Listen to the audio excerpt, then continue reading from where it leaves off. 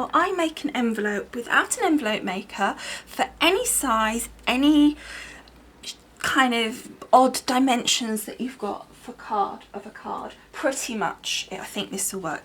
Now, I've just done a video where I've made this card, which has got a bit of dimension, and I want to make a matching orange envelope to go for it. So it does completely fold flat because it's only dimensional like that, so I can just do a normal envelope.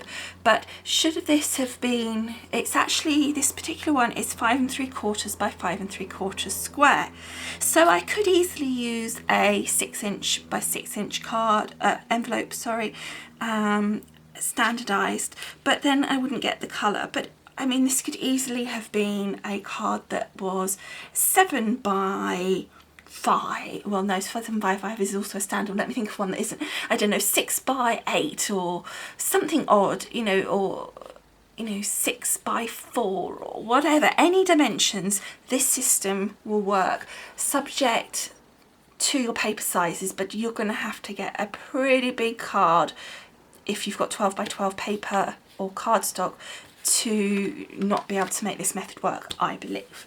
So let me just show you a little quick diagram. This is my little sketchbook, which I think I've shown you previously, and I've got lots of sketches and things in there for card ideas.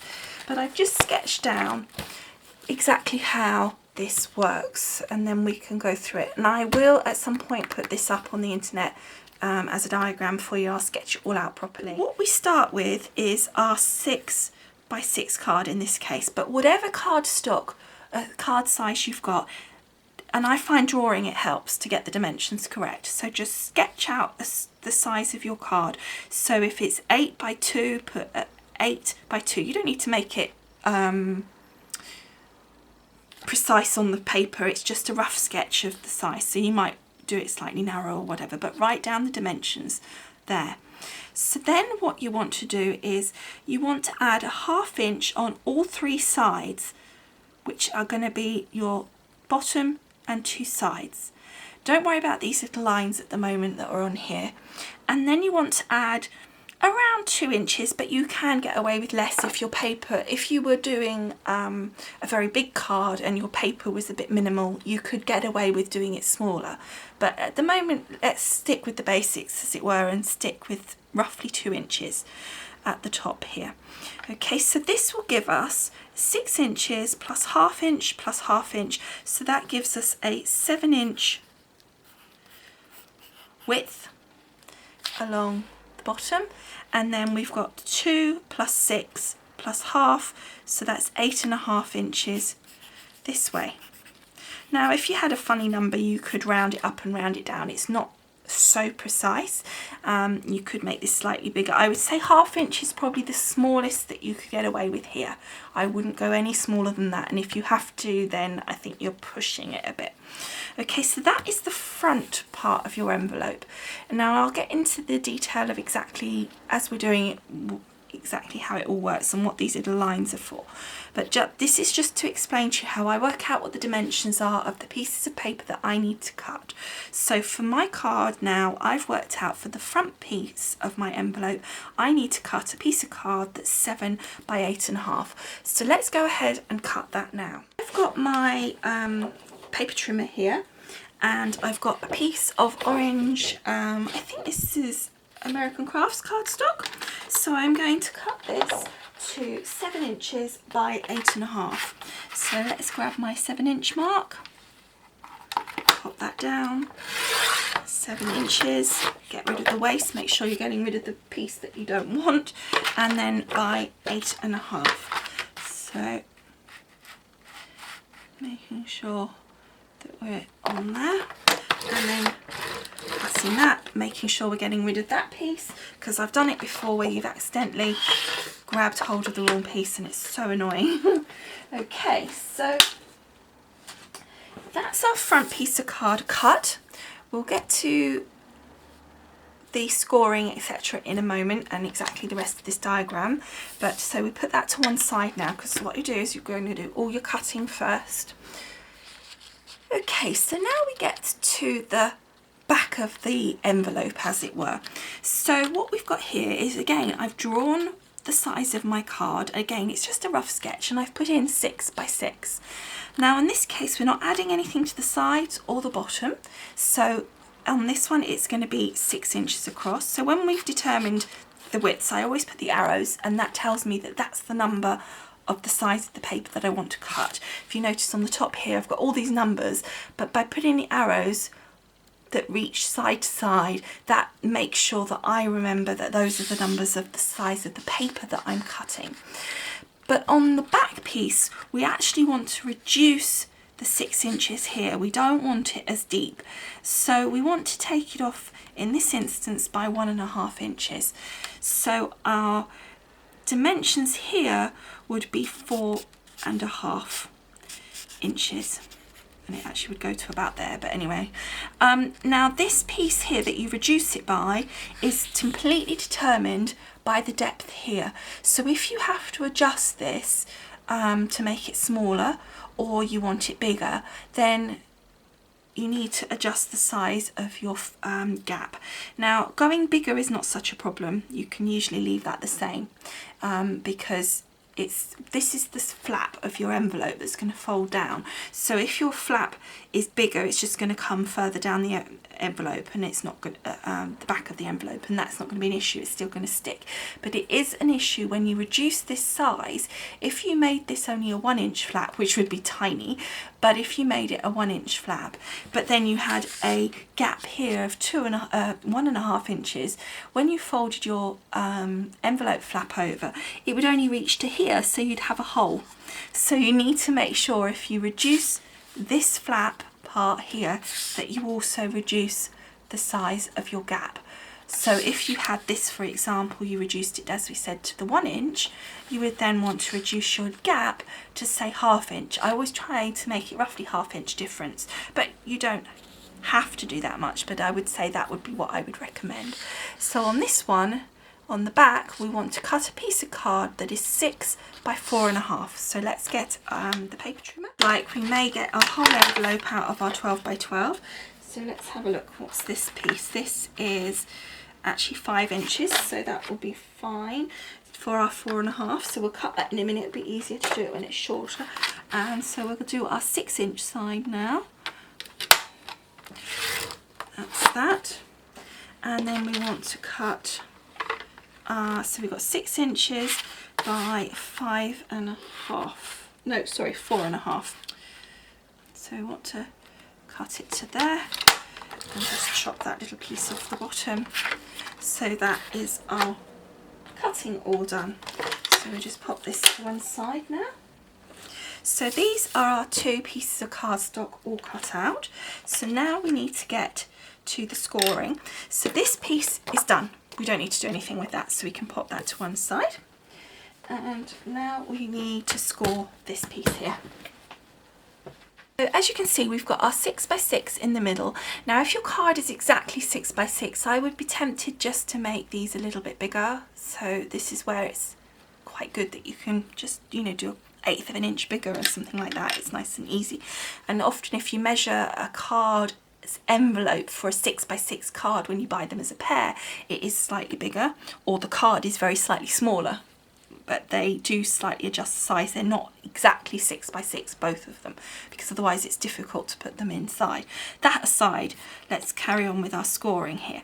So what we need to do is now score our lines down each side 1/2 inch in on the 3 sides.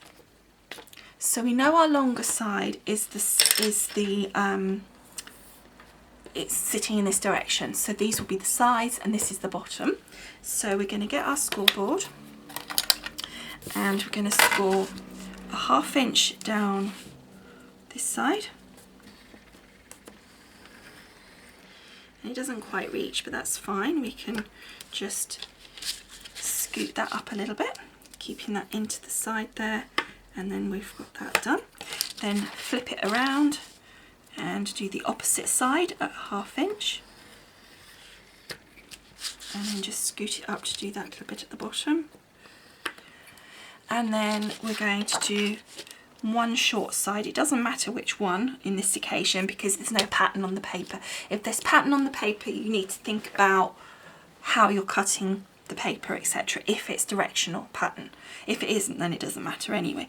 Okay, but in this instance, as I say, we're staying nice and simple. We're doing nice plain cardstock at the moment and just getting to the basics. Okay, so then we're going to score along the bottom at the 1/2 inch. Okay, so that's our 3 sides scored at the 1/2 inch as per our diagram. So we've done those 3 sides now. So now we need to score this top line, and that's at 2 inches. So again, just flipping this around to the side that hasn't been scored and scoring at 2 inches, just making sure it's nice and straight. Okay, so that's the scoring done, but we want to just now fold them all inwards and just use your bone folder to crease them, just to make sure that your creases are in. Crease them all towards the wrong side. On this case, there is a wrong side because this is textured and this is smooth. If and you're folding them all in the same direction, so all inwards.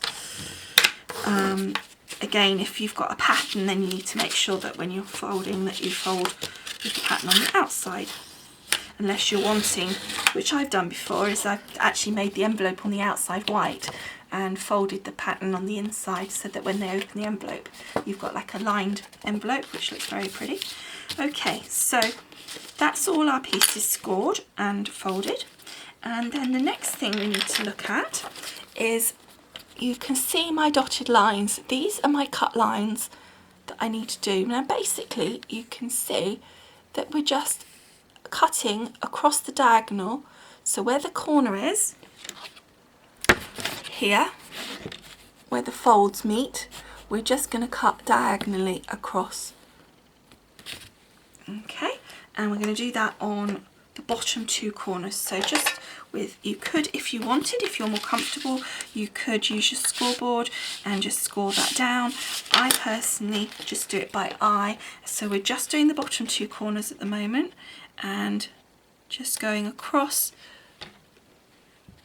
that corner there, like so, and the same with this one,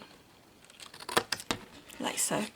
So then when we fold these up, it's like a mitered corner. Can you just see that? So they're not overlapping and getting in each other's way, so you can actually now fold those in. So now we're going to get to our top piece here. Okay, so the next thing that we need to do is sort out our flap. So the first thing is, we don't need these little pieces here, so we're going to cut this square out completely. Whoops. So just following our score lines, just cut along that line, so the cross part, and then cutting down from this side, and try to go on the, so you cut away where your score line is so it doesn't look lumpy on the edge, like so. So you're cutting that out, so then that folds over nicely and that folds down nicely, whereas this side obviously it can't do that. So again, you're going to cut this piece out here and this piece down the length and just pull that out. So at this point you've got some choices. You could leave this exactly as it is, straight. I personally at this point like to just cut a small amount just to mite this corner the same as the other end. I just think it looks nicer when you fold that in and you've got your envelope open. I think it just looks a bit more professional and finished than that side. So I would just be sure to cut a lot across. So all you're doing is cutting a short distance down and across at an angle to that cross point, that little crossroads there, to cut that little triangle out. Then with this piece, the flap, again you have a choice. You can leave it straight and then round your corners, or again you can cut an angle so you get a nice finish to your envelope. So what I do is I mark about 1/2 inch in from the edge each side, that side, and then just turn it around and mark the 1/2 inch from this side.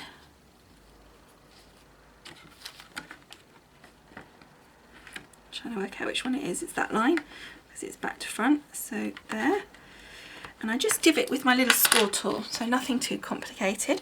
And then taking my scissors, I go from that little score line at a direct angle down to that point there where we've already cut. Now you would think that you could go straight down like that, and you could, but I think it tends to look a little bit sharp there. It's too much cut off, so I tend to do it this way. So again, cutting from this point here where the fold is up to our score line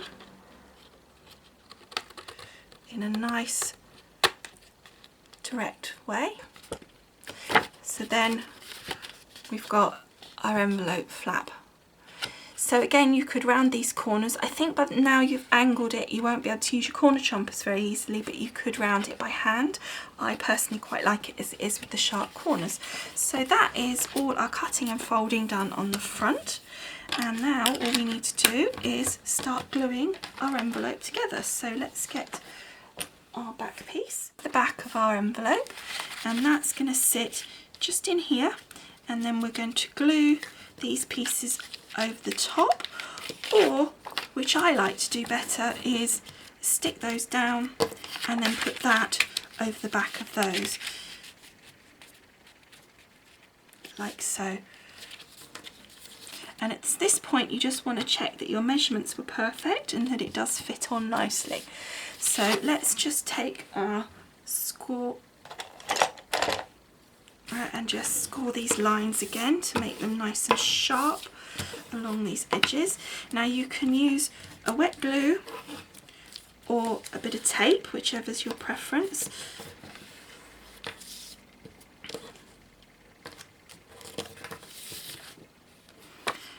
Right, and then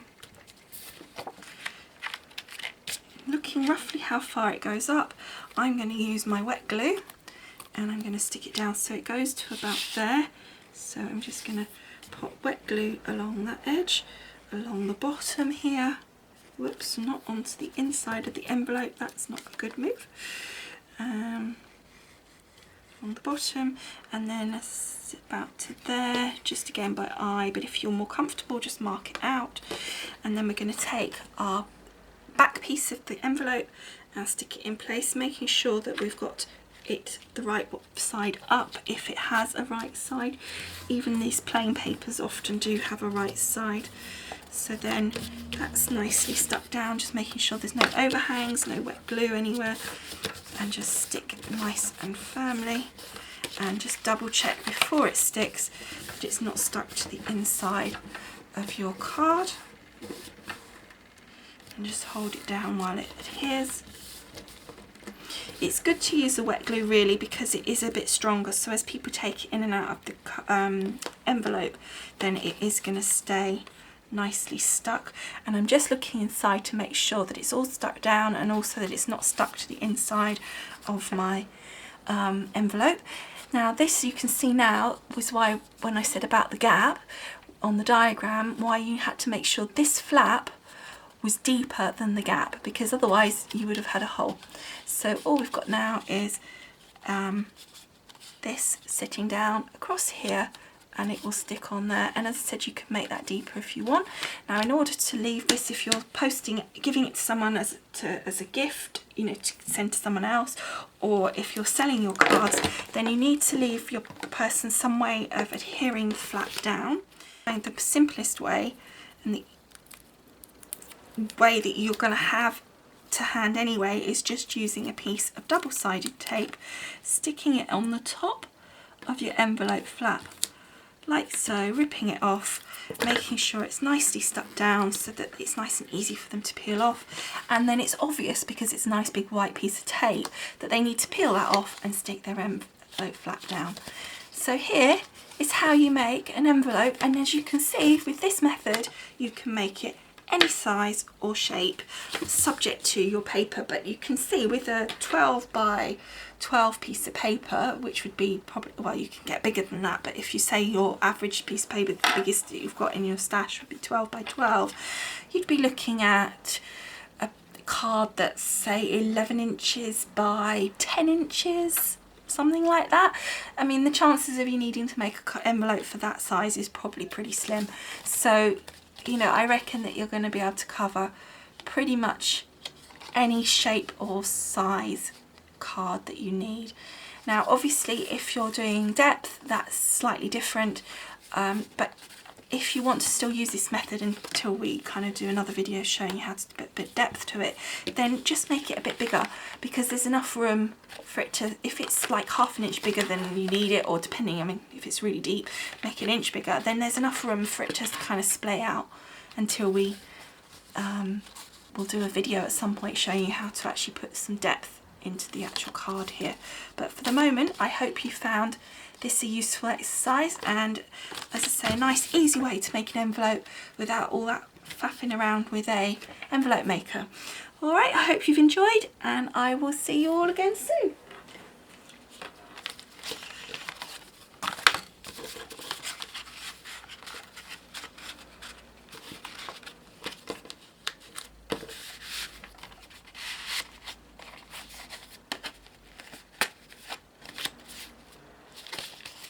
Perfect. Bye for now.